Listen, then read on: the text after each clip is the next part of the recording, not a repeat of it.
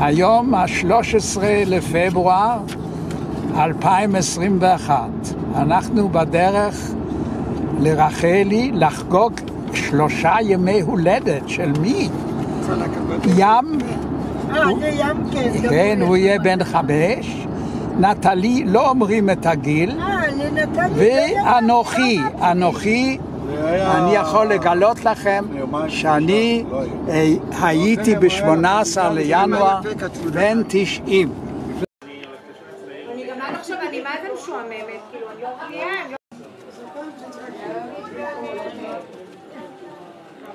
יום אחד.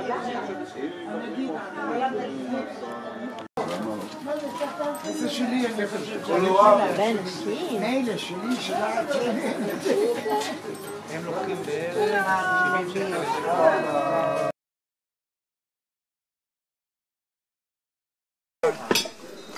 אני מקווה שכולם ישמעו אותי. קודם כל רציתי להגיד איזה חגיגה. אני חשבתי שבמקום יום הולדת אני מגיעה לחתונה. באמת כל הכבוד. שבת שלום וחג שמח לכולם. איזה הרגשה טובה היא שאנחנו שוב מתכנסים יחד לאחר כל כך הרבה זמן של הקורונה.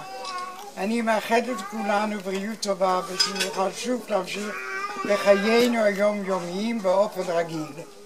אנחנו חוגגים היום את יום הולדתם של 3 חברי השבט. הצעיר ביניהם ים, בן 5. אנחנו מאחלים לו מזל טוב. ים! מזל טוב! מזל טוב ים! תהיה בריא! כל הכבוד. אנחנו מאחלים לו הצלחה מאחלים לך הצלחה בכל מעשיך, שתגדל ותהיה איש טוב וחזק. אמן. נטלי היקרה, מזל טוב ליום הולדתך. נטלי! מזל טוב, נטלי. איפה נטלי? הנה, מזל טוב. תודה. אישה אצילה, אישה טובה, אם בשורה, תמיד מוכנה לעזור, כולנו אוהבים אותך.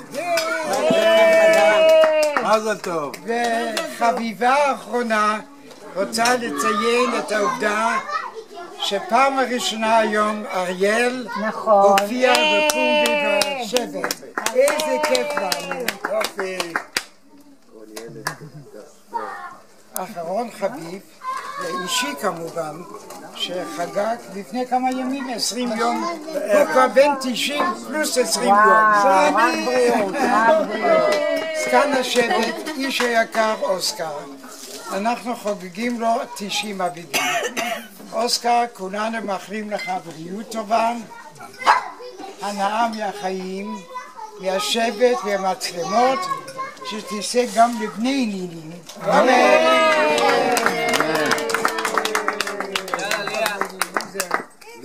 ובנימה אישית, ליה, בונים עלייך, בני נינים. יאללה, ליה. מזל טוב. מישהו חמוד.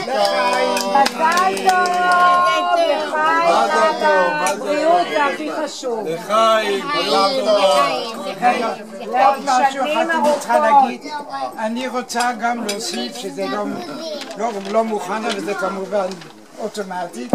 תודה לאילן ורחלי כרגיל, ותודה על המאמצים של רחלי, שהמסיבה הזאת תהיה באמת מעל ומעבר. תודה רבה, אוהבת את כולם.